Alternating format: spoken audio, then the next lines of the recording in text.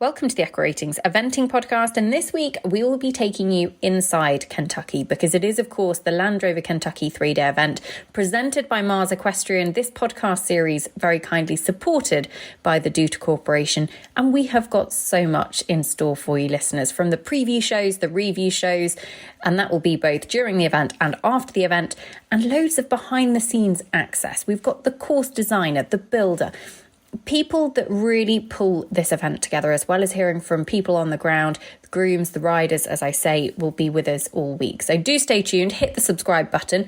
And if you haven't already, then don't forget to play Eventing Manager. You can download it for free in your App Store or on Google Play. And you can pick your fantasy eventing team with 10 million virtual dollars. And the big news is that this time you could be in with a chance of winning €1,000 put up by the Eventing Podcast, and it is on offer for any player who can get top 100 at Kentucky, then go on to get top 100 at Le Moulin at the 5-star at the end of June, and finally a top 100 finish at Burghley. That is all you've got to do to win €1,000. 3 top 100 finishes just by playing Eventing Manager. It is great fun. Get involved. We would love to have you on board. Don't forget, though, the podcast, if you hit the subscribe button, all of the latest shows will be available in your podcast app of choice, and we'll be with you every step of the way. But a huge thank you all for listening, and enjoy Kentucky. Welcome to the Echo Ratings Eventing Podcast.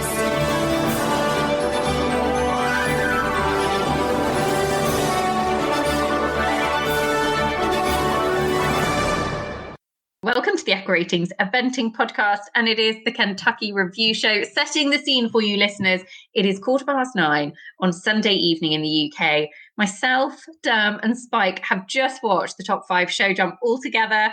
Spike, oh my goodness, Kentucky has not disappointed us. Oh, it's so great to have your heart pounding out of your chest, that feeling of not knowing what's going to happen. And yeah, it all built to a great climax, and wasn't it a great competition? We haven't touched on cross country day, but the show jumping was great. Great to see Oliver win. That horse is just out of this world. It is on another level, I have to say. And it jumped super. Jumped absolutely brilliant. I think it's the best I've seen it jump on the last day, whether that was off the surface there. Sounded like they were jumping pretty well. They get off the ground well over on that Kentucky arena. And yeah, he jumped super. And yeah, well deserved. And some of that quick thinking he had on the cross country, I mean, I think that's probably what won it for him. And that's really that sort of snap decision of an elite competitor is what gets you the win in those kind of situations. So yeah, delighted for Oliver, delighted for Team GB. Got to chuck that in. And yeah, delighted for eventing because, I mean, Kentucky put on the event. Good on them. And that was brilliant. And we've all got to follow a big 5-star. And it really feels as though we've got eventing back in this sort of pandemic that we're all facing and hopefully coming out of soon. And yeah, it's just felt a little bit more normal for a weekend, hasn't it? And I even went to the pub today. Living the dream, Spike, living the dream. I would say Kentucky should be very, very, very proud because they've put on a superb show. But Dee, Oliver's won a few 5-stars now. You can tell us how many in a second, but I'm not sure I've seen him that emotional winning a 5-star for a while. Yeah, he's a very emotional man, Nicole. You're not tuning into enough post winner press conferences. Oliver's always like that. But I thought, yeah, he was quite emotional this time. Yeah, it was great. I mean, I've just watched in the last 5 minutes, I've just watched the governor of the Commonwealth state of Kentucky handing over a big trophy to Oliver Townend, and Oliver talking about the professionalism of Ballamore Class, talking about the he called Kentucky the greatest event in the world. He does love going over there, and I suppose 3-time winner now in a row, he's going to love going over there, but he always speaks about it really highly, and he's been going over there for a long time.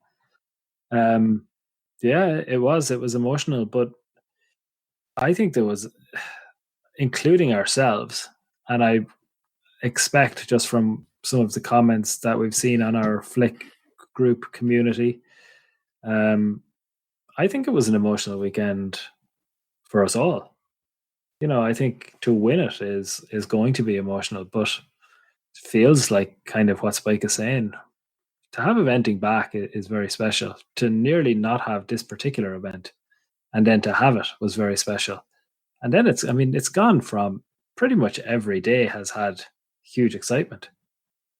You had the scandalous test, and was it the Cooley Masterclass test on day one? With a couple more, but you had those big ones on day one. You had My Bomb and the two US girls being number 1 and 2. The on cue dressage test. You had an amazing day of cross country yesterday, and there was drama there this evening in the show jumping. So yeah, I think it was an emotional weekend. I echo everything, Spike, that you've said. I think is big for all of us as fans when you just think we wanted this to work so much, and it did work. Just as a competition, it worked. As an event, it worked. So I'm so pleased for Kentucky, and to be honest, I'm so pleased for all of us. I feel like the standard is set very high now for the rest of the event because, it's been so brilliant that actually, everyone else has got to really up their game. Just one more word on Oliver Townend and Cooley Masterclass. I mean, Cooley Masterclass was not accepted at the final horse inspection, which I guess is those highs and lows of eventing. And Oliver had to come back from that, from having 2 in the top 10 in the show jumping to going in just with his overnight leader, which puts the pressure on. And Ballamore Class's record at 5-star. He's done 6 5-stars now. He won Burghley in 17, 5th at Badminton in 18, 2nd at Burghley in 18, 2nd at Badminton in 19, 3rd at Burghley in 19, and now winner of Kentucky in 21. I mean, it's just extraordinary. How many 5-stars, D, has Oliver won now? Because Echo Ratings put out a cool graphic, and I think it's worth putting into context, actually, of he's really racking them up. Yeah, so that win brings him to 6 5-star wins. And Nicole, the all-time 5-star list is something that you want to get your eyes on. I think it's on the Echo Ratings stories at the moment. It should still be there by the time we get this podcast out. Number 1, as we know, William Fox Pitt on 14. Number 2, Mark Todd on 11. But what I love about this list is it has all of the names from all of the eras. And it just keeps giving you context as to Oliver today moved from 5 5-star wins to 6 5-star wins.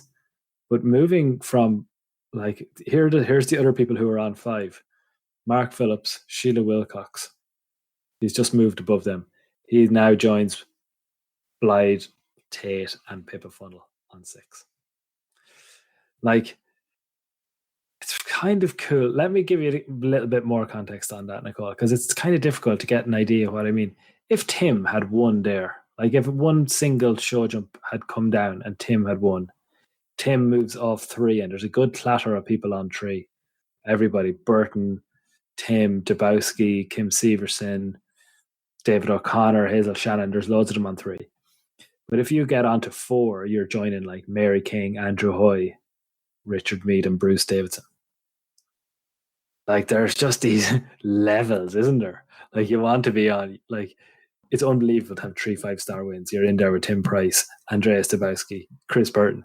But if you get to 4, you're talking Mary King, Andrew Hoy, Bruce Davidson. If you get on to 5, you're in there with Mark Phillips and Sheila Wilcox, and Oliver's now up again off the 5s into the 6s. He goes in beside, as I say, Blythe and Pippa. There's not that many more names above them. You're talking Lucinda Green on 9, Andrew Nicholson on 9, Ginny on 10, Michael Young on 10, Mark Todd 11, and William Fox Pitt 14. Levels, Nicole, and he is starting to go up them. Oh, he is. And do you know what? I have no doubt there'll be a few more to add, possibly with this horse as well. Ballamore Class, absolutely superb in all 3 phases, and actually continued the trend of the winner coming from the top 5 after dressage at recent years in Kentucky. Let's talk about a few of the others, because one lorry or few crates on a plane going home that will be exceptionally happy with their weekend would be Team Price. They went over with 5 horses. They had 5 incredible clear rounds cross country, 2 of them inside the time, and then topped it off with 2 on the podium. Tim just edging out Janelle in third, Gravine Rev in third, Xavier Fair in second. But Spike, Team Price this weekend, actually, they've got a really, really formidable string of horses, and showed for me their cross country riding was just different class, head and shoulders. Yeah, never underestimate the prices in any way. And I think sometimes they, like the stats on some of the horses, they never quite look the flashiest. And I always notice that they're never the most expensive on eventing manager sometimes. But I mean, they just perform brilliantly on the highest level. And, a horse like Xavier Fair coming second, he clearly loves that trip over to Kentucky. Second time he's been in the top 3. Second time he's FOD'd. Finishing on a 28 like that, or 28 point, whatever it was. And that is, that's a great result. And, they come back over here, and we always think of, flashier horses and fancier horses and things like that. But Tim and Janelle just bang out the results on these horses that have got big hearts. They've got the will to do it. When the going gets tough, they go along with them. And, all credit to them and their team, and how they just keep producing these results there, and the longevity on some of the horses. I mean, I think Sam mentioned in the previous show about Classic Moe, about Molly, and how she might be, I think, 18 this year, but the older horses could just sort of get stronger and they do well in the spring. Well, I mean, she's FOD'd, and I don't think I've seen her jump as well as she ever did on the last day. I mean, she won badminton tapping every fence, and there she didn't touch one. And yeah, annoyingly, she probably didn't get the dressage she wanted. But, all of them as well. And Gravine de Rev for Janelle, I mean, an inexperienced horse that she stepped up to the highest level. So we might have seen a few Olympic horses there. And I think just on that Team New Zealand thing, I think there's a hell of a result in there for Jesse Campbell and Diarcello. You mentioned him in the preview. And that's... I think he's probably quietly cementing that third slot there. I think there's a bit of competition, but that is a hell of a result. And he'll be a very, very happy tall man coming back from America. He's probably nailed that. So yeah, no, good on him. Team New Zealand, when the going gets tough, they're there. Might only take some sort of weird weather situation in Japan, and you couldn't bet against them, could you? Imagine if it rained all day. Whoa. That was a jump that you just made there, young man. Well, it would be, we think about these very, very highly skilled dressage horses that, they get the low scores, but, you can't sometimes, the horses have done it year in, year out with big hearts, done it on tough tracks. It wouldn't be a surprise. It's going to be that team of 3 again, isn't it? Hang on, what is going on? It's a whole different dimension. Spike's emotions are getting the better of him. I mean, Spike, I love the Kiwis as much as the next man, but I mean, we have to be very careful now. There's a lot of big stars that will challenge you at the top. I mean, look at the winner, for God's sake. Look at that man. I mean, never will there be a tougher day. I mean, surely, Nicole, get him on the plane, yeah? Get him on the plane. I mean, come on. Are we really going to start having... Isn't it? Like, this is the discussion. Are we going to start this conversation? The British team are very, very, very... Come on, let's talk about Kentucky. We can't have this conversation. Okay, but in all seriousness, let's just... So there were only 2 FODs in the field finishing on the dressage score. They both came from Team Price, Tim and Xavier Fair and Janelle Classic Moe. Boyd Martin. Oh, let's talk about Boyd Martin for just a second. Our favourite Aussie stroke American. Well, he's an American, but Spike, I know you've got a proper man crush on him. He's just brilliant. And he finished... I jumped off the sofa when poor Sexy Legs left that leg and over they came. And I jumped off the sofa and scared my son. I felt terrible. But...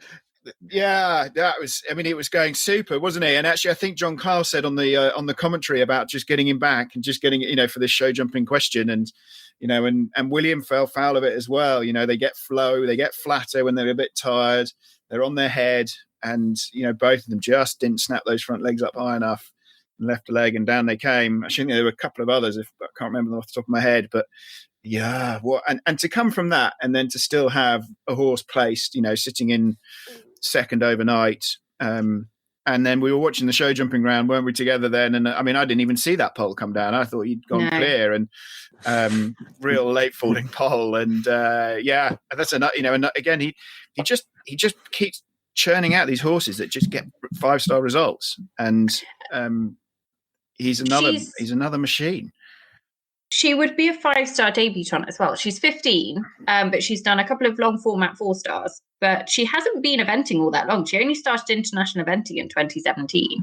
And she just really, really tried for him all weekend. She was super. But if we'd have had this conversation on one of the preview shows of who is going to be the best placed American, or if it's going to be Boyd, then which horse is it on?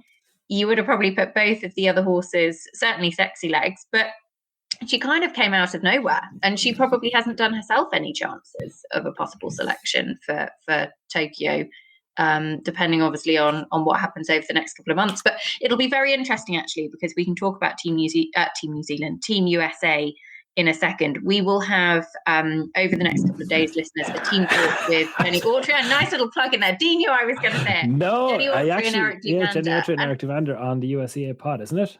Yeah, and I'm fascinated because I would say, Dee, they might be going away from Kentucky just feeling a little bit like they had one horse inside the top 7. And there were a couple of very, very close calls. Tammy Smith we'll talk about as well. And, they led after the dressage, the top 2 placings, but just a little bit frustrated. We've talked about it before. I think we talked about it on the last USEA show, but that kind of calendar date, the Team Talk series, was penciled in for some time. So it was done on purpose. It was done on, can we talk to you post Kentucky, immediate reaction. And I did say at the time, I was like, I don't know how this is going to play out. It could be. Okay, but I would say, Nicole, that is a show. If you've never listened to the USEA podcast, I think this is the show that we're going to listen to. And what I want to hear, Nicole, is I think you're right. I think they couldn't but be disappointed because, look, it's happened again. Townend's come over and there's a plane load of medals and prize money going out of America. And this year, we did not expect it. We certainly expected them to be jumping. And they were, by the way. They were within a rail. If you had said to me within a rail on the last day, De Niro, Z, and on cue, I wouldn't have expected on cue. But to have 2 American riders within a rail of a win on the last day is big progress. They will talk about progress. Will they feel like potentially it was Kentucky that got away? But yeah, maybe. But what I can't wait to hear is Eric and Jenny. I expect there'll be kind of fire in the belly coming out of this. I expect there will be not anger, because they're both quite reflective, calm people. And you need that at kind of management level. We're 15 minutes or 20 minutes now after an event of high emotion. This is not the time that people want to get a microphone put under their head. Those 2 are going to, I expect, over the next couple of days, by the time they're on that show with you, Nicole, it will be a lot calmer. I think the US, look away from the leaderboard for a minute. I think there was a lot of US wins this weekend. The problem is they weren't all pushed together into the same phase. So there's nothing really that positive that you can, maybe De Niro Z aside. I would say De Niro Z aside. I think De Niro Z is going to be happy and get the girl on the plane as far as I'm concerned. I think she'll be happy. I think Liz will be really frustrated with that. If you said to her going into Kentucky, would you be happy with the top 10, with the 10th place finish, and you've had 2 poles down and 7 or 8 seconds over the time or whatever it was, I think she'd be disappointed. 2 poles. She was going for a podium. Yeah, 2 poles. Yeah, See, 2 poles. I think if you take the leaderboard away and you ask them what have they learned, and that's what I think you should ask. What have they learned? Because actually, the big picture for Eric and Jenny is Tokyo. And this, they want to be successful at Kentucky. But these guys, what pays your paycheck is going and getting medals. And they will have learned loads. And that's the positive. And some of that learning isn't necessarily a positive result on the leaderboard, but it is also working out where that goes.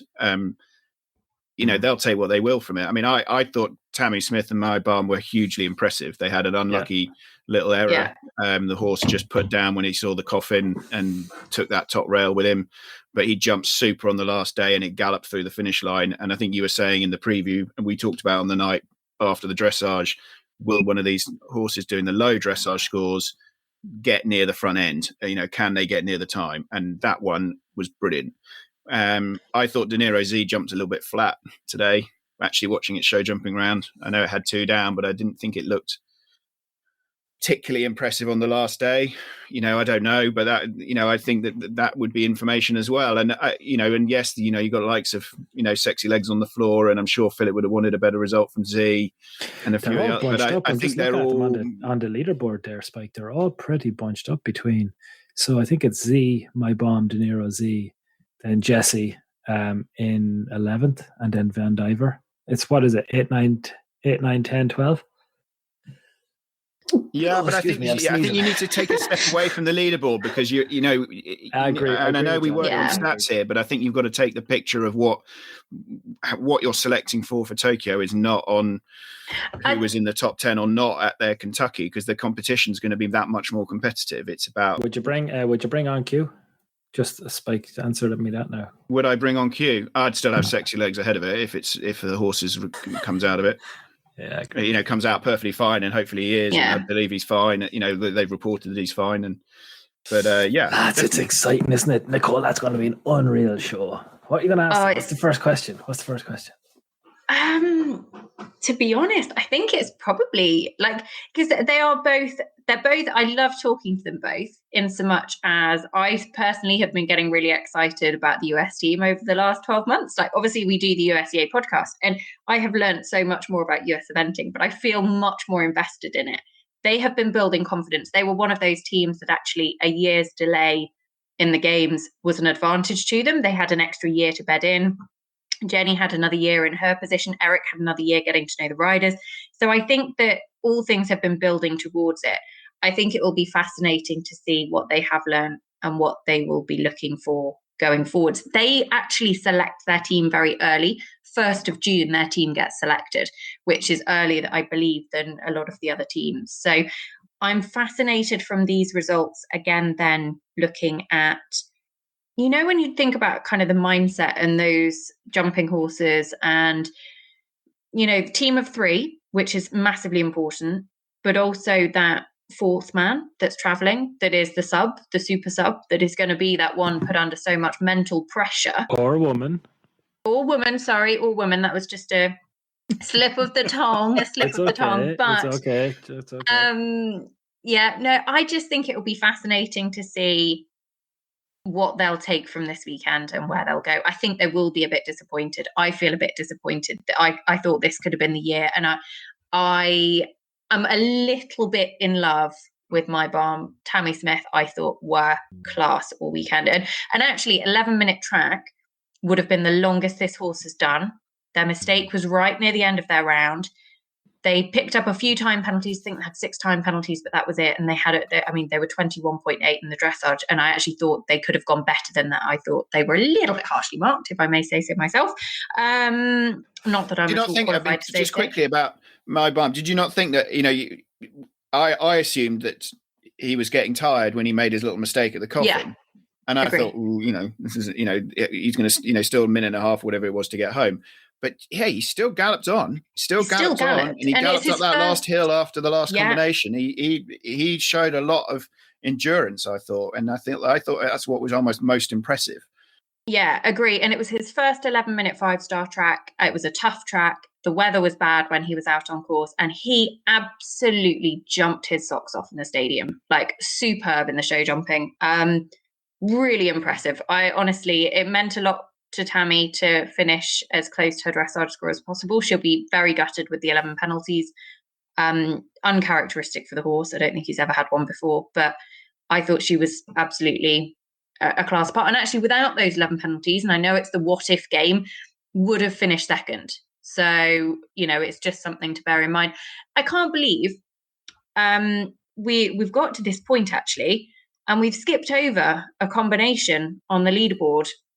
And I feel horrified at myself, because Harry Mead put in one of the rides of the day on the cross country with Superstition. He was proper good cross country riding. Superstition looked absolutely class around his first 5-star. Spike, he made it happen.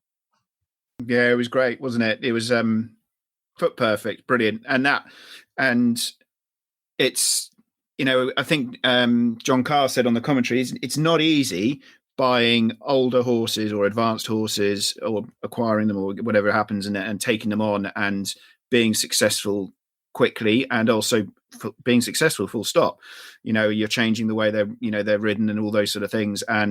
But God, I mean, it looks like a match made in heaven there. I mean, the horse has been so superbly produced by Lucy Jackson, and and he's moved on to be with Harry and in wonderful hands there. And they were brilliant together.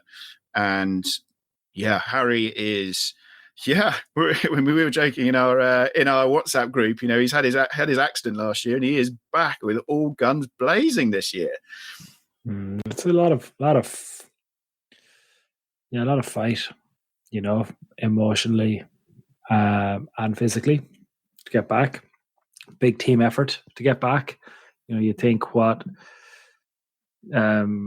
Rosie, Harry's other half, was giving us in terms of updates on social media. I mean, they weren't that frequent, and they were kind of screenshotted and sent around as soon as they came out. But it has been a big journey. So what a story that is, to watch him yesterday. He's under pressure a little bit with Superstition because, as you say, like big expensive horses, it's not always that pleasant. I mean, it's a great honor to sit on them, but the world awaits when you see Superstition going out. So after what he's been through recently and what that team and what that family have been through, to then go out and deliver. And he did deliver. Like, I heard his interview post cross country talking about Superstition being a bit of a short striding horse, and that almost made his mind up for him that he was going to go and attack the course. But he did. He went and attacked a big 5-star course from the outset, and fair play to him. Yesterday was an incredible day across country, I must say. It felt so mad and wild. It felt like absolutely just excitement at every turn. And yet, from a stats point of view, and from a story point of view at the end, everybody's home safe and happy. And we still had a 65% clear round rate, which is way, way higher than it kind of felt like, which just shows you the type of excitement that it was. I thought it was one of the best cross-country days in recent memory for me, certainly in terms of how I was invested in it. I know a little bit, Nicole, and I've talked about this a couple of times. Part of the joy of being able to be part of the Inside Kentucky podcast series is that we've been doing this for a week. What we wanted to do with the eventing podcast fans and with eventing fans generally, and what Kentucky have been good enough to allow us to do through this series, is to kind of remember what it felt like a week ago, Nicole, when it was me and you and Ivy, Vanessa and Lee, at 7:00 in the morning, a week before the competition. And then over the course of that week, we're talking to Mick Costello, we're talking to Sheila Wirt, we're talking to Derek DeGrazia. You go on the journey. Tammy comes on and talks pre-dressage and she says, I'm going to FOD. I just think what sport is about is being part of the story, being part of the journey, being able to watch it. Like, sport's never going to grow if you don't let people watch it. So as long as it's behind paywalls and all the rest and we can't see it, it's always going to be kind of niche. So what we're trying to do with the storytelling, with what Eventing Nation and Horse and Hound and Chronicle, Eventing Podcast, all of those big Twitter and Instagram accounts, Nicole Brown Media, what we're trying to do is we're trying to bring this story and the journey out into the open so that it's accessible to everybody. I want and I hope people felt like they kind of heard from Tammy before it, or they heard from Derek. I think that's such a critical part. And I felt that happened this weekend. I felt really, really invested in Kentucky, as you say, like you did. And I hope other people did too. Yeah, I would say it's been a privilege actually to go behind the scenes at Kentucky and to kind of get an insight into the roller coaster that went into putting on this year's event, because it was hard, like really, really hard. The last year and a bit's been hard anyway, but it's been a tough few months. And they didn't just succeed, they knocked it out the park.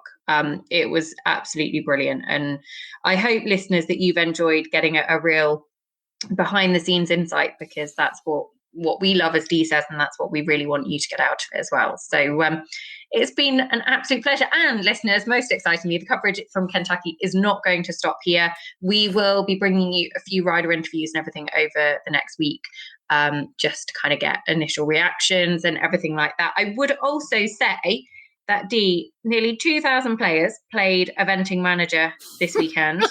And in the Dudecorp leaderboard, I'm quite impressed with this. I think this was actually one of my best ever Eventing Manager finishes, 143rd. But I was out of the top 100, but 100 lucky people are now in the mix to be in, well, they've got the first part of their Grand Slam as such, haven't they? They're in line for the bonus. €1,000. Yeah. This is exactly what I'm talking about, Nicole. Fans are taking over. This is the next 10 years of sport is going to be about fans making it actually meaningful stuff. So what I wanted and what Sam wanted to do with that bonus was to make it feel like Graveen Darev's pole really, and she didn't have any poles. What I mean is Graveen Darev's show jumping round would really matter, not just to the Price family and not just to the Kiwi fans and not just to the person who is above or behind her in the leaderboard, but to loads of people all over the sport. And I think the Eventing Manager winner needed that clear round. There's 100 fans who are now in with a chance of taking a grand off Eck-Rating. So yeah, well done everybody.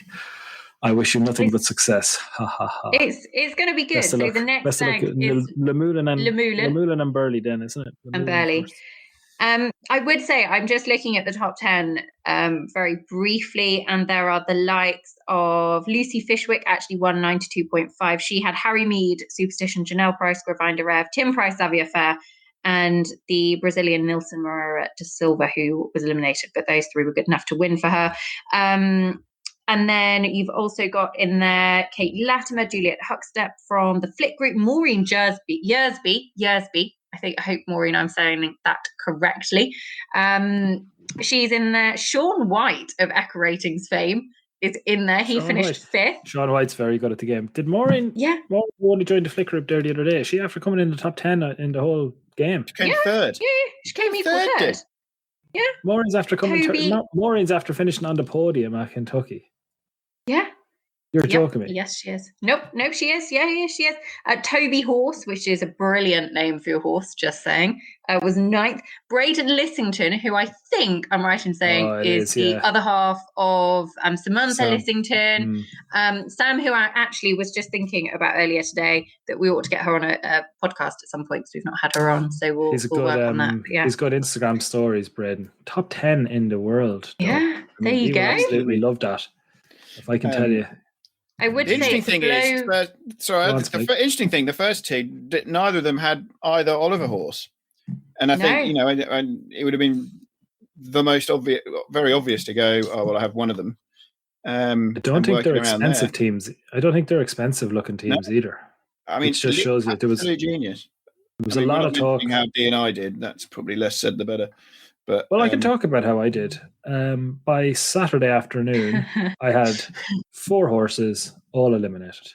No, 1 withdrawal, 3 eliminations. Well, on Saturday night, I had 2 eliminations, and then by Sunday morning, I went up to 3 eliminations. So I wasn't far behind you. I finished I still managed to come 1,600. So there was another 500 or so people, Spike, or 400 people who obviously had a similar fate to us with a cool 600 on the board.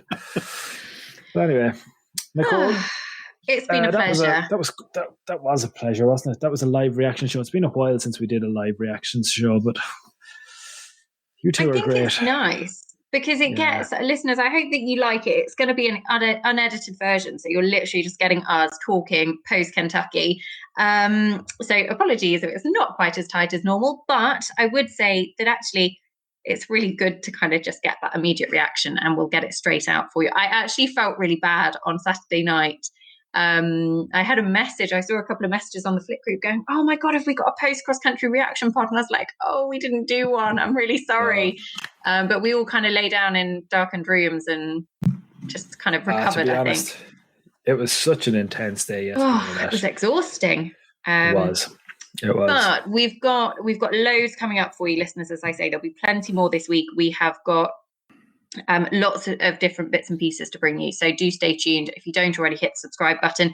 And we would really, really appreciate it if you haven't already, then head into the whatever podcast app you listen to, iTunes, Spotify, whatever it is, and leave a review if you've enjoyed any of the Kentucky coverage. And what happens if you do that? You can win a prize, can't you? Do that, you can win a prize. Send us a screenshot, and the prize draw for April Listener of the Month is, and I'm going to give you the exact. Don't send us a screenshot. What she means by that is.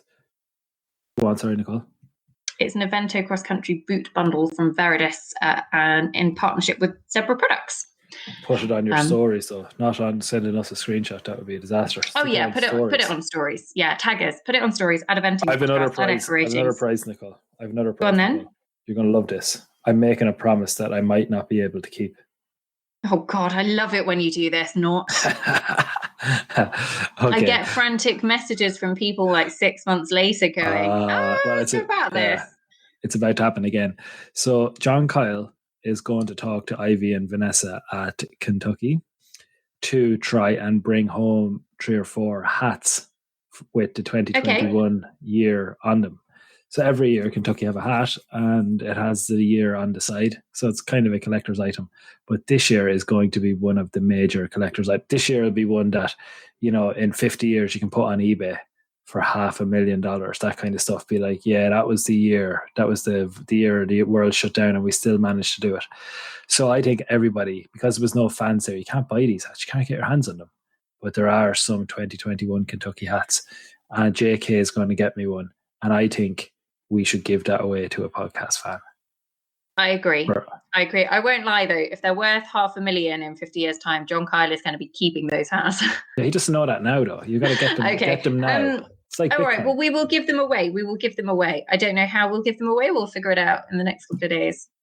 Be sound, leave a few reviews, and I think I get to pick the next winner. Okay, deal. Your responsibility. I feel very under pressure when I do it, of making sure that I've got all the names in a generator and I've double-checked everything. Look, Spike D, thank you so much. It has been a pleasure to look back on Kentucky, watch those final few horses. It's almost like we were all together in person, just through a screen. Listeners, we hope you've enjoyed all of the Kentucky coverage. A big, big thank you to the Land Rover Kentucky 3-day event presented by Mars Equestrian for their support of the show and letting us do this Inside Kentucky podcast series. It has been an absolute privilege, and the Dude Corporation have been a big part of that. So big thank you to everybody involved. D, Spike, go and sleep, jump up and down, rewatch the last 10 show jump, whatever it is you do to come down from that post-event high. Listeners, Dee's giving me strange looks through the camera. So on that note, I'm going to say thank you for listening. Goodbye.